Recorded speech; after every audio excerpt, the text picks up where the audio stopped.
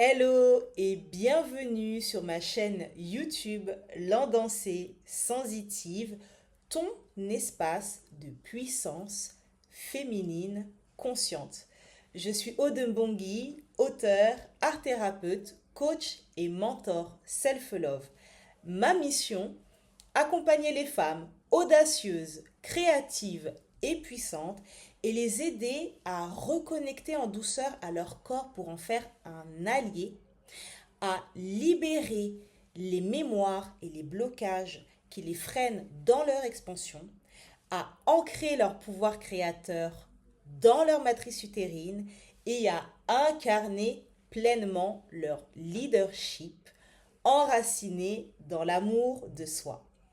Chaque vidéo est une activation, une invitation à redevenir souveraine de ta vie, de ton corps, de ta beauté et de ta destinée. Alors installe-toi confortablement et avant que je me lance dans la thématique de la vidéo du jour, je t'invite à t'abonner à ma chaîne YouTube. De cette manière, à chaque fois que je publierai une vidéo, tu seras informé. C'est aussi une façon de soutenir mon travail et d'agrandir cette communauté merveilleuse de femmes puissantes, lumineuses et créatives que nous sommes, ces femmes qui se mettent en mouvement pour s'empuissancer et pour apprendre à mieux s'aimer. Merci à toi et on va pouvoir se lancer dans la thématique de la vidéo du jour. Je vais donc parler des complexes et je vais voir avec vous d'où ils viennent. On va voir ensemble d'où ils viennent, quelles sont les sources de nos complexes corporels et comment faire pour s'en libérer. Alors, j'ai décidé de me concentrer sur quelques axes. Bien évidemment, il y en a plein d'autres, mais pour cette vidéo-là, j'ai décidé de me concentrer sur trois axes concernant l'origine ou la nature de nos complexes. Bien évidemment, si pour vous il y a d'autres sources, je vous invite à me l'écrire en dessous de la vidéo en commentaire. De cette manière, vous contribuez aussi à ce contenu et moi, ça va me permettre de pouvoir rebondir, d'alimenter vos partages et de créer d'autres contenus. La première source de nos complexes corporels, elle vient de l'enfance, soit parce que l'on a entendu au sein de sa famille des discours qui ont pu nous blesser, qui ont pu impacter la manière dont on considère son corps, la manière dont on apprécie son corps et sa beauté. Et donc, tous ces discours qui ont ponctué notre enfance ont fini par s'intégrer à notre construction, à la manière dont on s'identifie à son image corporelle, soit parce que à l'école, on a été amené à subir malheureusement des moqueries ou du harcèlement. Et ça, ce sont des choses qui laissent des traces, même des années plus tard. Et toutes les femmes et même tous les hommes qui ont été amenés à vivre ce type de situation à l'école primaire, au collège ou au lycée, se traînent encore parfois aujourd'hui cette espèce de fardeau, cette espèce de sentiment d'être toujours accompagné par quelque chose qui nous entrave, qui nous pèse et qui nous alourdit. Pourquoi? Parce que ces discours ont été extrêmement blessants, extrêmement méchants et que c'est venu impacter la façon dont on se construit en tant qu'individu et la façon dont on se perçoit.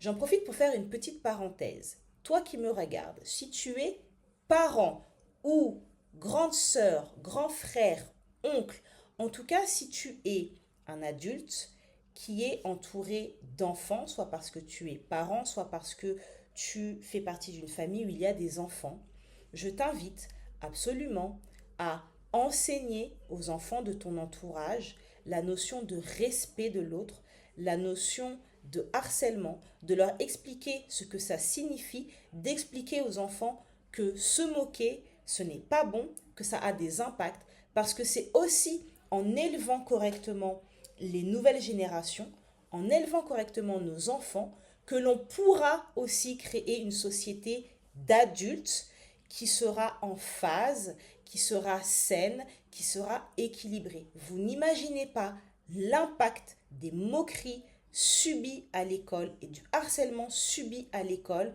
sur les complexes corporels, et toutes ces voix continuent à vivre et à exister même lorsque l'on devient adulte. Donc s'il vous plaît, prenez aussi cette responsabilité en tant qu'adulte qui a un rôle à jouer dans l'éducation de ses enfants, de ses neveux, de ses nièces ou de ses frères et sœurs.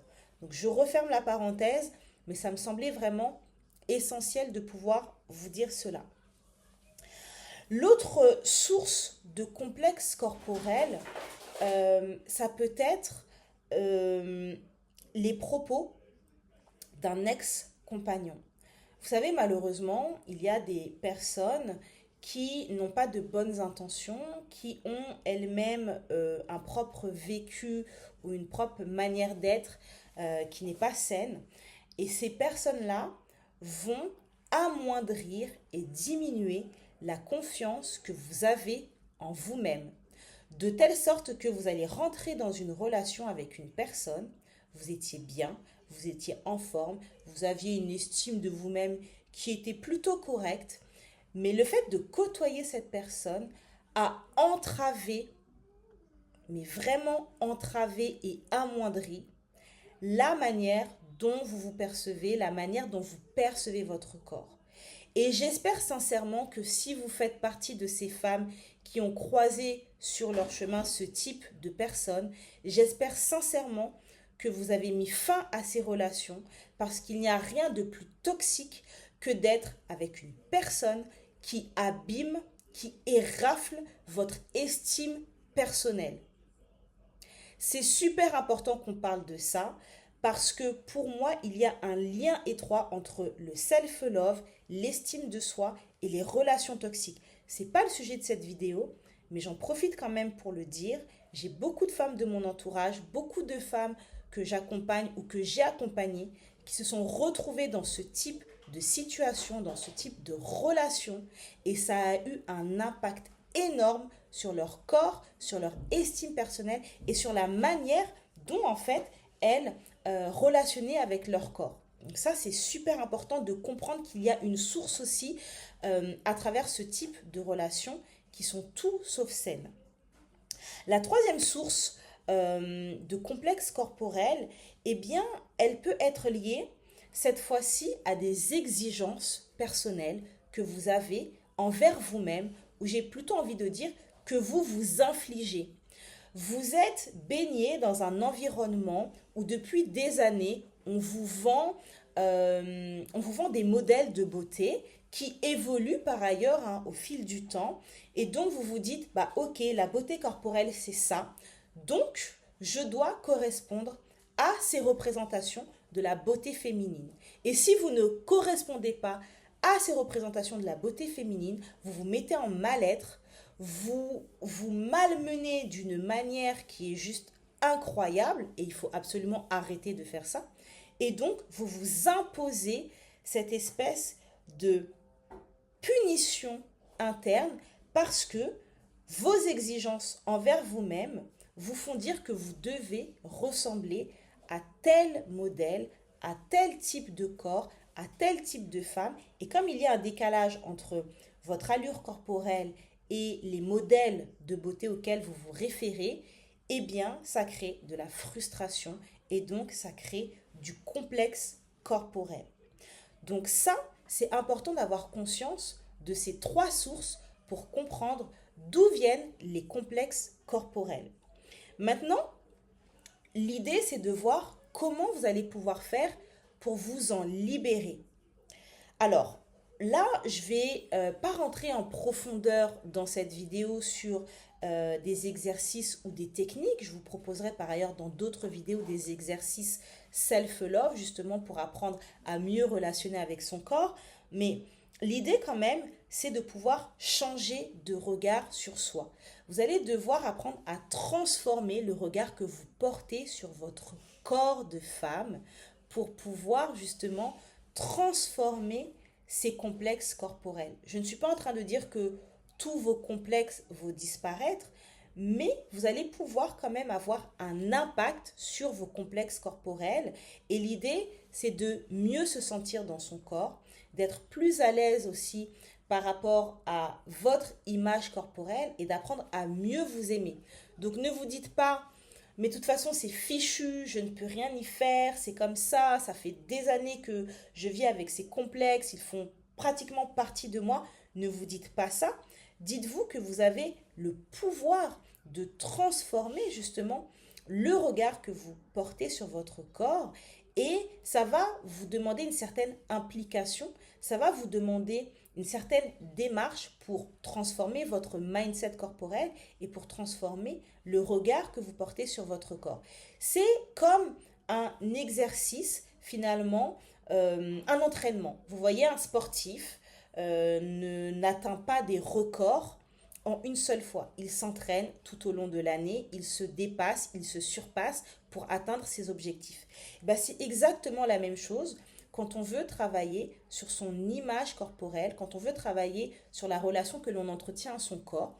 On doit s'entraîner. C'est un entraînement. On ne se lève pas un matin en se regardant dans la glace et en se disant qu'on est belle, qu'on est merveilleuse, qu'on est magnifique et en se sentant bien dans son corps. C'est un travail de tous les jours et de chaque instant et ça demande de s'entraîner. Ça demande de mettre en place des nouvelles routines. Ça demande de transformer son discours interne, de transformer ses pensées et de transformer la façon dont on se regarde et dont on regarde son corps. Donc la première piste, c'est vraiment changer le regard que vous portez sur votre corps. La deuxième piste, ça va être d'apprendre à relationner autrement avec votre corps. Je m'explique. Généralement, quand on a des complexes, eh bien, les complexes prennent toute la place, ou en tout cas, ils prennent beaucoup de place. Ils prennent de la place dès le matin, quand on doit se préparer, qu'on fait face à son miroir. On va mettre en place des stratégies d'évitement pour éviter de se regarder, ou on va se préparer de manière totalement machinale, en étant totalement déconnecté en fait de notre corps.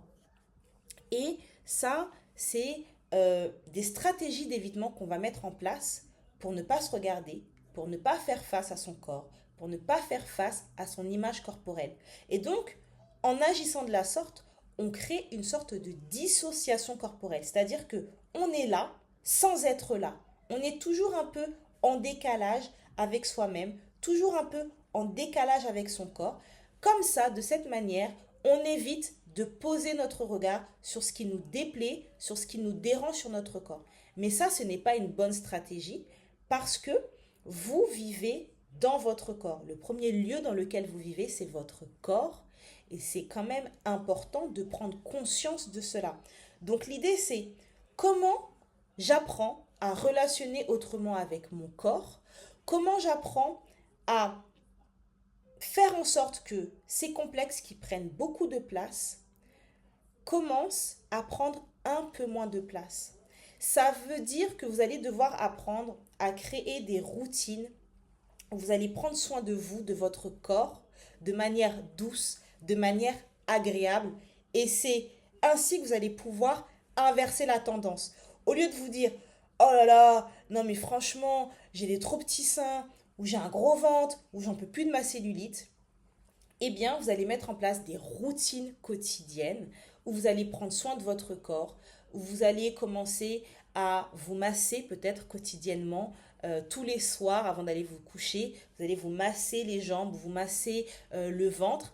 Eh bien, ça va vous apporter du bien-être, ça va vous apporter de la détente et vous allez vous rendre compte que finalement, ces endroits de votre corps qui vous déplaisent, qui vous mettent mal à l'aise, que vous n'appréciez pas, finalement, lorsque vous relationnez autrement avec ces parties de votre corps, il se passe autre chose.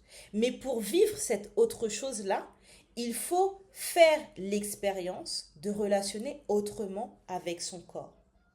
La troisième piste pour vous, c'est de vivre l'expérience d'avoir des exercices au quotidien qui vont vous permettre de créer de nouveaux modes de pensée, de nouveaux modes de façon de relationner avec votre corps Et dans cette vidéo, je ne vais pas vous partager des exercices, j'en ferai une autre spécialement pour ça, ou j'en ferai d'autres spécialement pour ça. Je vais voir comment je vais me laisser inspirer. Mais c'est hyper important de comprendre que cette relation au corps et que ces complexes corporels, eh bien, on peut totalement inverser la tendance. Alors, je ne suis pas en train de dire dans cette vidéo que tu vas te réveiller grâce à ma vidéo et que tu n'auras plus du tout de complexe. C'est pas du tout ça. L'idée, c'est plutôt de t'accompagner, de t'aider, de vous accompagner en tant que femme et de vous faire prendre conscience du fait que, un, vous avez le pouvoir de limiter l'impact de ces complexes corporels. Vous n'êtes pas obligé en fait de vivre tous les jours en vous malmenant. Vous n'êtes pas obligé de vivre tous les jours en alimentant un discours négatif sur votre corps. Vous avez la possibilité de transformer tout ça. Donc l'idée c'est ça. Et quand on prend conscience de la source de où viennent vos complexes, eh bien on peut commencer à cheminer, à avancer. Avant de terminer la vidéo du jour, ce que je vais vous inviter à faire, c'est de prendre votre cahier de journaling. Donc, je vous montre le mien. Bon, ça, c'est un de mes carnets. J'en ai plein. Je suis fan du journaling.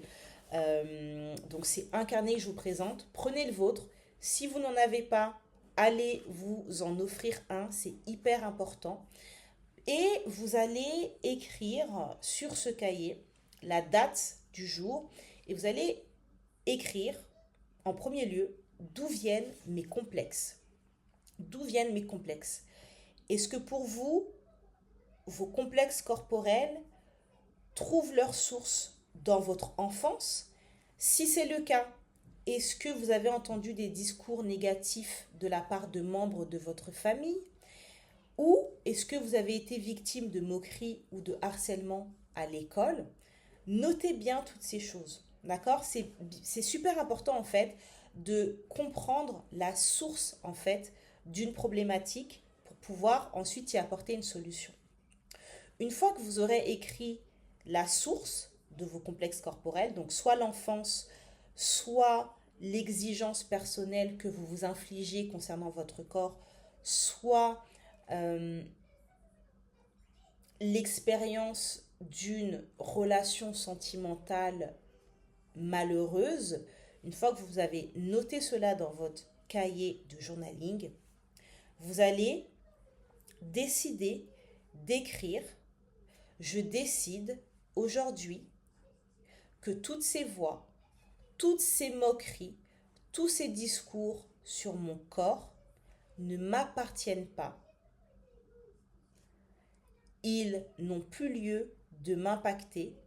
Je décide de reprendre le pouvoir sur mon corps, sur mon identité corporelle et sur ma beauté. Cette phrase que vous allez écrire est le début du commencement. Vous allez décider maintenant que dorénavant, toutes ces voix, tous ces discours n'ont plus d'impact, n'ont plus d'emprise sur vous. Et une fois que vous avez fait cet exercice, je vous propose de faire un autre exercice d'écriture à la suite. Et vous allez m'écrire les 3 choses que j'adore sur mon corps. J'ai bien dit que j'adore. Et là, ça va vous inviter à reconsidérer votre corps, non pas sous le prisme de ce que vous n'aimez pas, mais à partir du prisme de ce que vous appréciez. Et c'est tellement rare de faire cet exercice où on s'autorise à regarder ce que l'on aime en soi, à regarder ce que l'on aime sur soi, parce qu'on nous a appris qu'il fallait faire preuve d'humilité, on nous a appris qu'il fallait faire un peu profil bas, parce que sinon nous serions indignes d'être des bonnes personnes. Mais c'est absolument faux. Une belle âme, une belle personne connaît sa valeur et s'autorise à reconnaître ce qu'elle aime en elle. Donc là, je vais vous demander de faire cet exercice, de me rédiger 3 choses que vous aimez sur votre corps. Il peut s'agir de vos mains, de votre nez, de votre regard, de la forme de votre visage, de votre poitrine, de votre ventre, de vos fesses.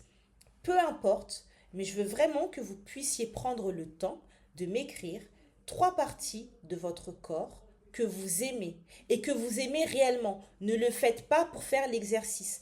Faites-le en étant dans cette vibration d'amour pour vous-même et pour votre corps. Et dites-moi en commentaire, une fois que vous avez réalisé tous ces exercices, quels ont été vos déclics, quelles ont été vos prises de conscience et comment vous vous sentez après avoir réalisé cet exercice. En tout cas, je suis ravie d'avoir pu faire cette vidéo aujourd'hui. Je vous invite à vous abonner si ce n'est pas encore fait. Je vous invite également à la partager à toutes les femmes de votre entourage. Je veux absolument que la communauté de l'Endancé Sensitive s'agrandisse. Je veux absolument diffuser mon message de self-love, d'amour de soi, parce qu'il est temps que les femmes prennent conscience de leurs valeurs. Il est temps que les femmes apprennent à mieux s'aimer, parce qu'une femme qui s'aime, c'est une femme puissante. C'était Aude Mbongi, ta mentor self-love. À très vite pour une prochaine vidéo et surtout, prenez bien soin de vous. Bye bye!